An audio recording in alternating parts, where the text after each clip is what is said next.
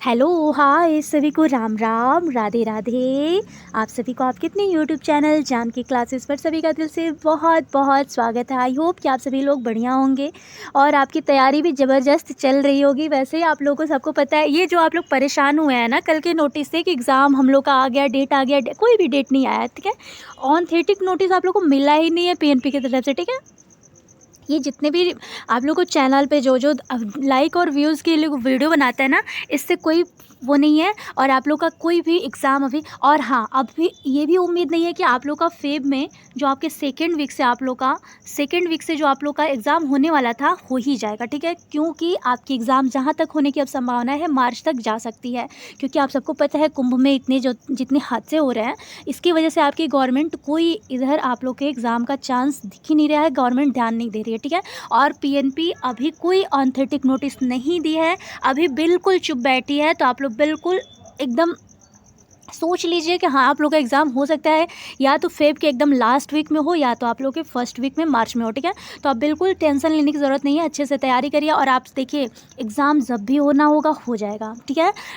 Depend आप लोग को ये करता है कि आप लोग की तैयारी कैसी हुई है, क्योंकि आप सबको पता है कि बैक बहुत डीएलएड में बैक बहुत लगता है, ठीक है। 12 नंबर और 25 आपको क्वालिफाई करना कंपलसरी है, ठीक है। तो आप लोग थोड़ा सा बिल्कुल माइंड एकदम समझ लीजिए कि आप लोग सिर्फ एक ही चीज़ पे फोकस करिए कि आप लोग को एग्ज़ाम निकालना है, ठीक है। यहाँ आप लोग क्या हो रहा है क्या नहीं हो रहा है, सिर्फ आप लोग अपने एग्ज़ाम पे फोकस करिए। और हाँ, एक चीज़ और, ये जो आप लोग का अगर आप लोग के 3 सब्जेक्ट में बैक लगता है ना, तो आप लोग पूरे सेमेस्टर बैक हो जाते हैं, ठीक है।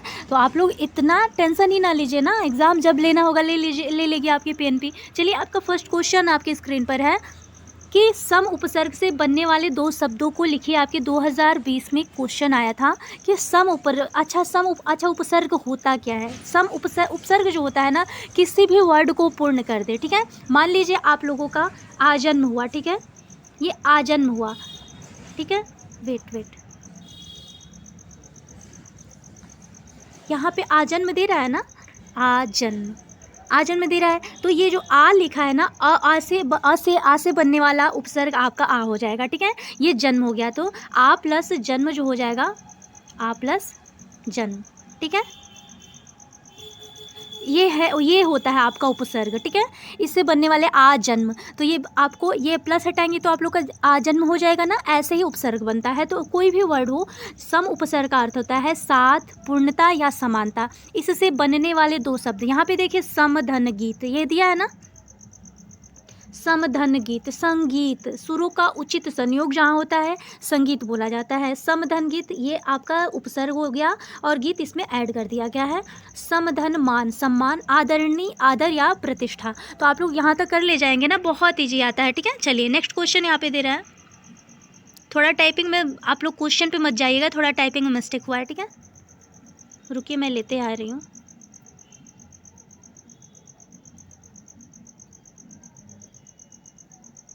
हाँ, यहाँ चलिए, नेक्स्ट क्वेश्चन आप लोगों को दे रहा है कि प्रकृति का सुकुमार कवि किसे कहा जाता है।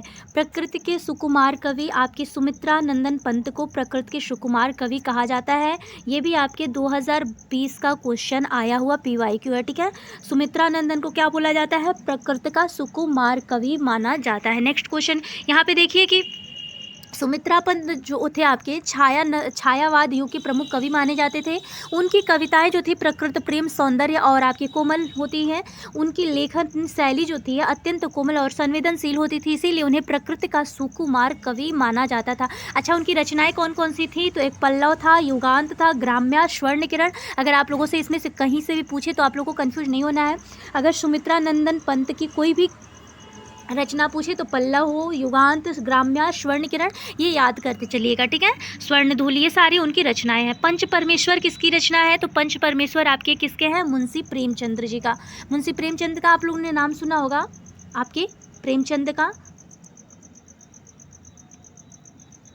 पंच परमेश्वर कहानी के लेखक कौन है, तो आपके प्रेमचंद है, ठीक है।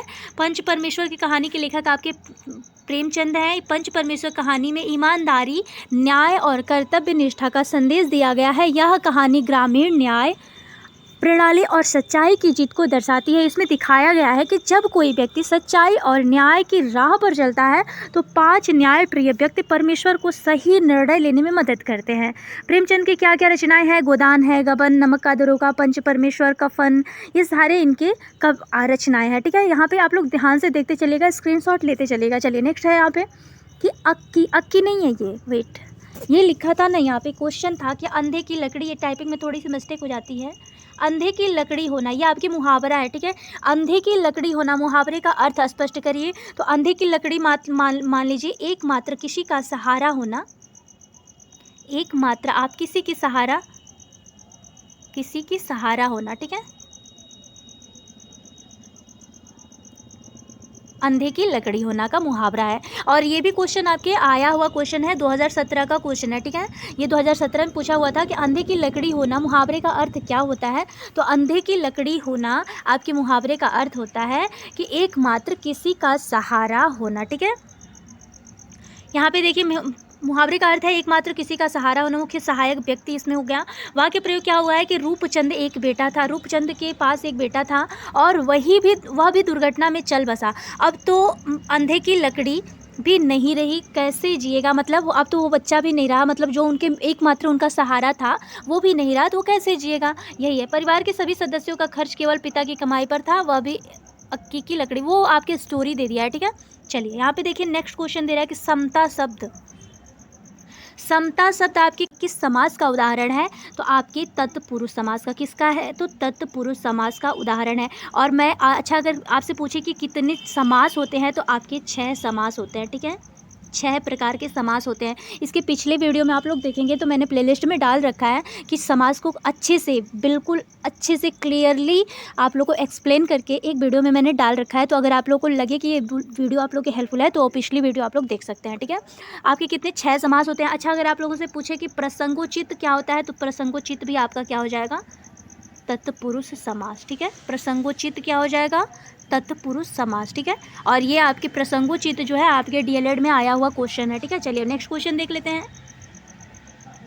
मौन वाचन के उद्देश्य क्या होते हैं। तो मौन वाचन वो होता है, मान लीजिए कोई भी मन में आप लोग मान लीजिए मन में जो भी सोच रहे हैं, मन की सोच, मान लीजिए दूसरों को किसी भी प्रकार की बाधा ना पहुंचाए और बिना बोले वो पाठ कर रहा है ना, मान लीजिए आप बिना बोले, बिना लाउडली आप अंदर से मूक होता है, जिससे मतलब बिना बोले आप अंदर से पढ़ रहे हैं, वो होता है आपका मौन वाचन। मौन वाचन की बिना किसी बाधा को पढ़े गए शब्दों को समझना और आत्म अवलोकन एवं गहरी एकाग्रता के लिए उपयोगी भी होता है। इसमें मतलब जो आपकी एकाग्रता होती है, आत्म अवलोकन और आपकी एकाग्रता के लिए ये उपयोगी होता है। नेक्स्ट है कि प्रति उपसर्ग से बनने वाले 2 शब्द।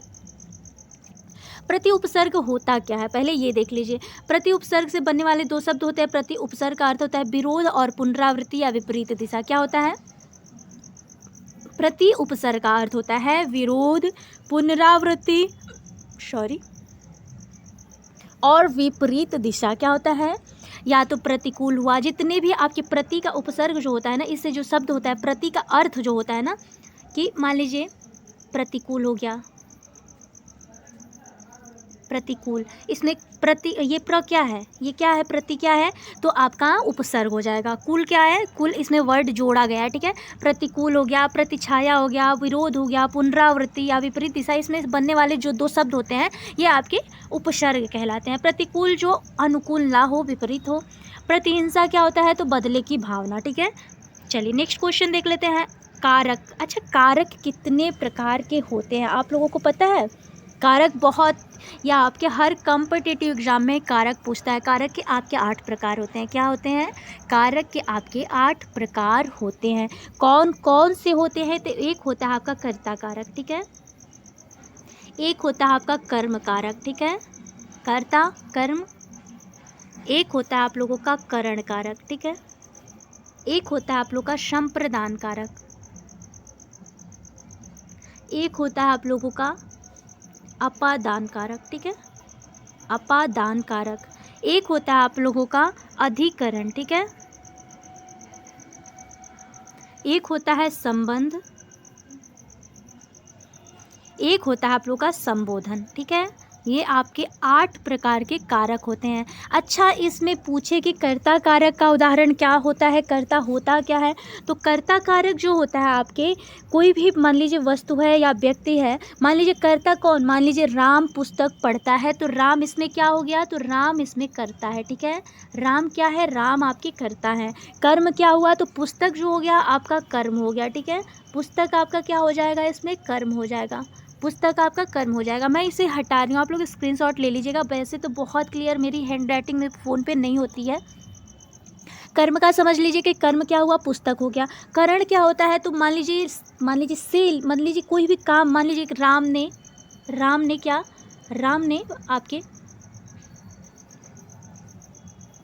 ने आपके कलम से लिखा। अब कलम से लिखा जो हो गया, आपके से लिखा जो हो गया ना, यही आपका क्या हो जाएगा,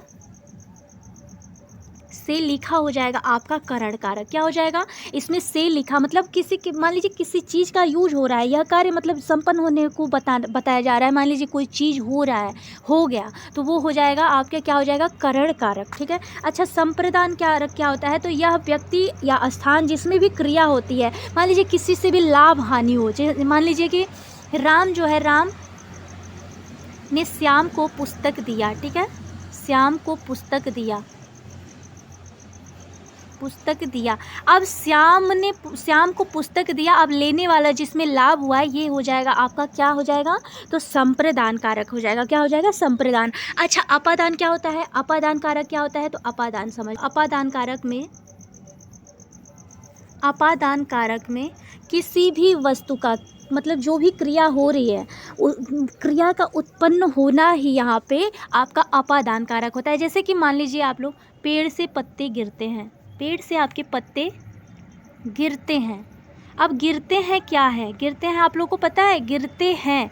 अब पत्ते गिरते जो है ना, ये हो जाएगा आपका अपादान कारक। क्या हो जाएगा, पत्ते गिरते हैं, यहाँ पे अपादान कारक। अच्छा, संबंध कारक क्या होता है, किसी भी वर्ड, मान लीजिए कोई भी चीज़ हो, किसी व्यक्ति से जुड़ी हुई होती है। मान लीजिए राम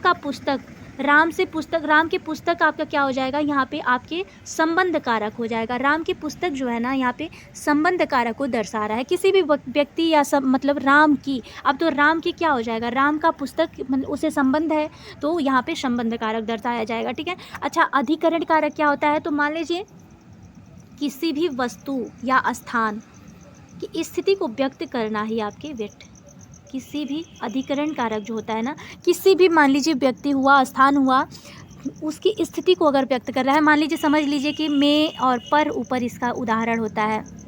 क्या होता है, में पर ऊपर, ठीक है।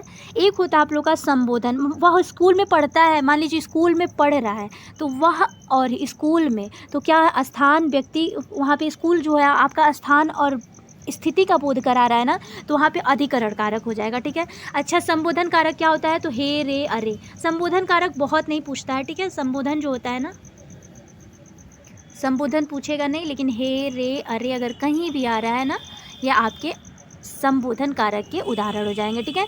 तो चलिए, आई होप कि मतलब ये आप लोगों को इतना समझ आया होगा। नेक्स्ट क्वेश्चन देख लेते हैं हम लोग। अच्छा, यहाँ पे देख लीजिए कि क्वेश्चन क्या आया था कि कारक शब्द में कौन सा प्रत्यय लगा हुआ है, तो कारक शब्द में आपके अक प्रत्यय। कैसे, का, र प्लस अक, ये अक जो होगा ना आपके क्या हो जाएगा, कारक, ये मिलके कारक हो जाता है, तो इसमें क्या है, अक प्रत्यय लगा हुआ है। चलिए, नेक्स्ट क्वेश्चन दे रहा है कि ईशान ने पाठ पढ़ा, वाक्य में कौन सा लकार प्रयुक्त हुआ है, तो इस वाक्य में आपके लंग पढ़ा हुआ है ना, बोल रहा है कि ईशान ने पाठ को पढ़ा। अब पढ़ा क्या हो जाएगा, आपके भूतकाल में क्या हो जाएगा, आपके पास्ट टेंस में, मतलब पढ़ा था, मान लीजिए पढ़ा पास्ट हो गया ना, तो यहाँ पे भूतकाल का वर्णन हो रहा है, ठीक है। चलिए, इस वाक्य में आपके लंग लकार भूतकाल से प्रयुक्त हुआ है। नेक्स्ट क्वेश्चन है, बालक तेजी से दौड़ा, वाक्य में किस क्रिया विशेषण का प्रयोग हुआ है, तो वाक्य में क्रिया विशेषण का, विशेष जो है आपके विशेषण का प्रयोग हुआ। विशेष या मान लीजिए, अच्छा, क्रिया विशेषण होता क्या है, किसी भी मान लीजिए कि सीता सुंदर लड़की है, सुंदरता क्या है, उसकी विशेषता को बता रहा है, तो वो विशेषता क्या हो जाएगा, उसकी विशेषण, उसे एडजेक्टिव बोला जाता है इंग्लिश में, और हिंदी में आपके विशेषण बोला जाता है, ठीक है। तो यहाँ पे इस वाक्य में विशेष शब्द विशेषण का प्रयोग हुआ है। यहाँ पे बोल रहे हैं ना, बालक तेजी से दौड़ा। अब तेजी से दौड़ा जो है ना, यहाँ पे तेजी जो हो गया ना, बालक की खूबी बता रहा है ना, बालक तेजी से दौड़ा, तो यहाँ पे विशेषण, विशेष जो है इसकी विशेषता बताया तो विशेषण हो जाएगा, ठीक है, ये आपका एडजेक्टिव हो जाएगा। चलिए यहाँ पे देखिए, अति अधि उपसर्ग लगाकर 4 शब्द बनाइए। अधिपति, राजा, स्वामी, अधिनियम, कानून संहिता, अधिज्ञान, विशेष ज्ञान, अधिराज्य, राज्य के ऊपर, ये भी आपके 2 नंबर में क्वेश्चन आता है, ठीक है। तो यहाँ से स्क्रीनशॉट आप लोग लेते चलिएगा, अगर नहीं समझ में आए तो समझ लीजिए। अच्छा, उपसर्ग तो आप लोग लगा ही लेंगे ना, तो आप लोग को क्या ही बहुत दिक्कत है। अधिपति मान लीजिए, अधिपति मतलब राजा होता है या स्वामी हो जाएगा। अधिनियम वो होता है जो आपकी कानून होती है, संहिता लागू किया जाता है। अधिज्ञान जो होता है आपकी विशेष ज्ञान जो हो जाए तो उसे अधिज्ञान बोला जाता है। इसमें जितने अधि लग रहे हैं ना, ये सारे आपके उपसर्ग होंगे, ठीक है। ये जितने भी आपको अधि दिख रहे हैं ना, ये सारे आपके उपसर्ग हैं। क्या है? उपसर्ग हैं। राज्य के ऊपर आपके अधिराज्य। तो ऐसे आप लोगों को क्वेश्चन बनाने के लिए आता है। क्रिया विशेषण की परिभाषा लिखते हुए 2 उदाहरण को बताइए। तो जो शब्द क्रिया की विशेषता को बताए वही आपका क्रिया विशेषण होता है। क्या होता है? जो शब्द किसी भी क्रिया की विशेषता को बता रहा है ना, वो आपके क्रिया विशेषण। जैसे कि खरगोश दौड़ रहा है, खरगोश तेज से दौड़ता है। अब उसकी विशेषता क्या बता रहा है कि खरगोश जो है आपकी तेज दौड़ता है, ये आपकी विशेषता है, यही आपका एडजेक्टिव हो जाएगा, ठीक है। तो तेज दौड़ना यहाँ पे विशेषण हो जाएगा, ये विशेषता बता रहा है। वह धीरे धीरे चलता है, धीरे धीरे क्या हो जाएगा? उसकी विशेषता को बता रहा है। तो क्या हो जाएगा? किसी भी शब्द की क्रिया की विशेषता जो बताया जाता है वो होता है आपकी क्रिया विशेषण, ठीक है। यहाँ भी ये भी आपके 2 नंबर में क्वेश्चन बन करके आता है, ठीक है। प्र उपसर्ग से बनने वाले 2 शब्द लिखिए, तो आप लोग बना ले जाएंगे। देखिए ये भी आपके 2-2 नंबर में क्वेश्चन आते हैं, समझ लीजिए, इतना ईजी हिंदी है, ठीक है। तो यहाँ से आप लोग 2-2 नंबर पक्के कर लेंगे अगर आप लोग अच्छे से समझ रहे हैं तो, ठीक है। प्र उपसर्ग से प्रचार हो जाएगा, प्रसार हो जाएगा। प्र जो है इसमें उपसर्ग है, ठीक है। अभी आप लोग को उपसर्ग बताया ना, वही है उपसर्ग। अच्छा, प्रत्यय क्या होता है? प्रत्यय जो होता है ना, प्रत्यय जो शब्द किसी शब्द के अंत में लगाकर उसका नया रूप या नया अर्थ प्रकट करने लगे ना, उसे बोला जाता है प्रत्यय, ठीक है। क्या बोला जाता है? प्रत्यय। यहाँ पे देखिए, लौह धन इक। अब लौह धन इक 2 वर्ड मिल के बना है, नया अर्थ प्रकट किया है तो लौहिक हो जाएगा, ठीक है। मित्र धनता, तो यहाँ पे मित्रता ये हो जाएगा। अगर आप लोगों से प्रत्यय पूछे, अगर ये 2 नंबर में क्वेश्चन आया था आपके डीएलएड में, 2023 का क्वेश्चन है कि प्रत्यय शब्द कैसे बनता है, तो जो शब्दांश किसी शब्द के अंत में लगाकर उसका नया रूप या नया अर्थ को प्रकट करने लगे, वहाँ पे प्रत्यय होता है, ठीक है। नेक्स्ट क्वेश्चन देख लीजिए, प्रत्यय के कितने प्रकार होते हैं ये भी देख लीजिए। एक होता है आपका कृत प्रत्यय और एक होता है आपके तद्धित प्रत्यय, ठीक है। प्रत्यय के कितने प्रकार होते हैं? तो कृत और आपके तद्धित। कृत को कृदंत भी बोला जाता है, तो कंफ्यूज ना होइएगा। अगर कहीं आप लोगों को बोल दें कि कृदंत क्या होता है, तो वो भी आपके कृत प्रत्यय को ही बोला जाता है, ठीक है। कृदंत को भी आपको कृत प्रत्यय ही बोला जाता है। चलिए अब नेक्स्ट क्वेश्चन देख लेते हैं हम लोग। मौन वाचन। अभी मौन वाचन वही आप लोग का फिर से रिवाइज हो गया है, ठीक है, ये आप लोग पढ़ लिए हैं। हाँ, यहाँ पे नेक्स्ट क्वेश्चन आ उपसर्ग से बनने वाले वही है, आज्ञा, आकाश। हाँ, नेक्स्ट क्वेश्चन आप लोग यहाँ पे देख लीजिए कि जिस शब्द का प्रयोग संज्ञा के स्थान पर होता है उसे क्या कहा जाता है। तो जिस शब्द का प्रयोग संज्ञा के स्थान पर किया जाता है उसे सर्वनाम कहा जाता है। सर्वनाम होता क्या है? तो मैं, हम, तुम, वह, ये, वे, उन्होंने, उसे, इसका, किसी, किसने इत्यादि जितने भी ये वर्ड आते हैं ना, ये सारे आपके सर्वनाम होते हैं, ठीक है। किसी भी मतलब अगर आपसे पूछे कि जिस शब्द का प्रयोग संज्ञा के स्थान पर आपके सर्वनाम का किया जा रहा हो, तो वही आपका सर्वनाम होता है। मान लीजिए संज्ञा के स्थान पर आपके किसी भी वर्ड का अगर यूज हो रहा है तो वो आपका सर्वनाम हो गया। तो मान लीजिए मैं हुआ, हम हुआ, तुम, वह, वे, ये सारे आपके क्या हो जाएंगे? सर्वनाम हो जाएंगे। चलिए नेक्स्ट क्वेश्चन दे रहा है कि द्युत पाठ का है ना, द्युत पाठ का, हाँ ये द्युत पाठ है, ठीक है। यहाँ पे थोड़ी सी मिस्टेक हो जाती है ना, इसे बोला जाता है द्रुत पाठ, ठीक है। द्रुत पाठ। द्रुत पाठ का अर्थ क्या होता है? तो कम समय में अधिक से अधिक वाचन या पाठ करना, वही आपका द्रुत पाठ हो जाएगा। यहाँ पे देखिए, कम समय में अधिक से अधिक पाठ करना अर्थात तेजी से पढ़ना, वही आपका द्रुत पाठ कहलाएगा। और ये आपके 2 नंबर आपके पक्के, क्योंकि अगर आप लोग ऐसे अच्छे से रिवाइज करते चलेंगे तो एग्ज़ाम अभी बहुत पास में नहीं है। और ये सारे क्वेश्चन आपके डीलेड में आए हुए क्वेश्चन है, ठीक है। ये सारे आपके PYQ हैं। कोई भी अपनी तरफ से कोई भी क्वेश्चन, चाहे आप लोग का टाइम वेस्ट करने के लिए, हम कुछ भी ऐसा नहीं प्रोवाइड कराते हैं ताकि आप लोग को टाइम भी वेस्ट हो और आप लोग को समझ में भी ना आए, ठीक है। चलिए नेक्स्ट क्वेश्चन दे रहा है कि अक्षर का अर्थ। देखिए ये भी क्वेश्चन आपके डीएलएड में आया हुआ क्वेश्चन है कि अक्षर का अर्थ क्या होता है। तो जिस शब्द का नाश ना हो, जिस जिसका नाश ना हो उसे अक्षर कहा जाता है। विशेषता इसकी क्या होती है, मान लीजिए क्षर हुआ, क्षर, क्षर जो अर्थ है ना, नाश ना होना, इसका अर्थ क्या होता है, इसका अर्थ होता है नाश ना होना, ठीक है, नाश ना होना। तो क्षर जो अक्षर होता है ना, उसका अर्थ ही होता है कि नाश ना होना, और अ का अर्थ होता है नहीं, ठीक है। अ जो होता है आपके अ का अर्थ निकलता है नहीं, अगर आप लोग देखेंगे तो इसीलिए अ प्लस अक्षर, ठीक है, अ प्लस अक्षर जिसका नाश ही ना हो, ठीक है। मैं रुकिए हटा के बता दे रही हूँ, जिस चीज़ का नाश ना हो, अक्षर क्या होता है, अ प्लस क्षर। मान लीजिए क्षर जो होता है नाश ना होना, और अ जो होता है नहीं, ठीक है। तो जिस अक्षर अर्थ का, अगर आप लोगों से, ये भी आपके डीएलएड का क्वेश्चन है, 2023 में क्वेश्चन आया हुआ है, ठीक है।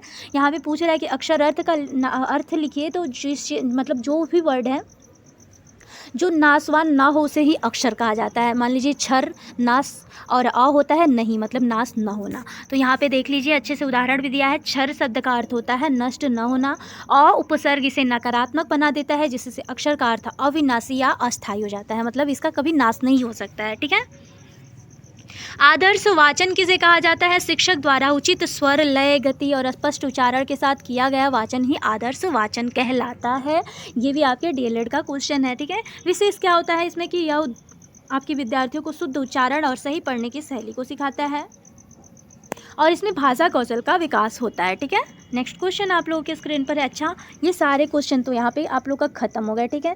अच्छा देखिए, आप लोगों के डीएलएड में जितने भी क्वेश्चन आते हैं ना, ऐसे ही आते हैं, जो कि आप लोग थोड़ा सा भी कंफ्यूज ना होया करिए, क्योंकि बहुत ज़्यादा डिफ़िकल्ट नहीं आता है। आप लोगों को अच्छे से बस रिवाइज़ करना है।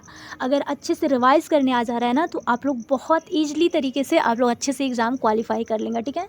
तो आई होप यहाँ तक आप लोगों को क्लास बढ़िया लगा होगा। अगर सच में बढ़िया लगे तो प्लीज़ एक प्यारा सा comment, like, share and subscribe motivation के लिए ज़रूर करिएगा। और एक क्वेश्चन आप लोगों के लिए, वैसे आप लोगों के लिए क्या दूं, क्योंकि आप लोग कमेंट तो करते नहीं हैं, लेकिन आप लोग यहाँ देखिए कि एक होता है ना कक्षा 1 से 3, ये आपके डीएलएड का क्वेश्चन था, मैं भूल गई हूँ पहले कराना। कक्षा 1 से 3 में किस चीज़ का सहारा लिया जाता है, सहारा लिया जाता है तो आपकी गीत प्रणाली का, सहारा आपके गीत प्रणाली का लिया जाता है। अगर आप लोगों से ये भी आपके 1 नंबर में क्वेश्चन आया था, ठीक है, गीत प्रणाली का लिया जाता है।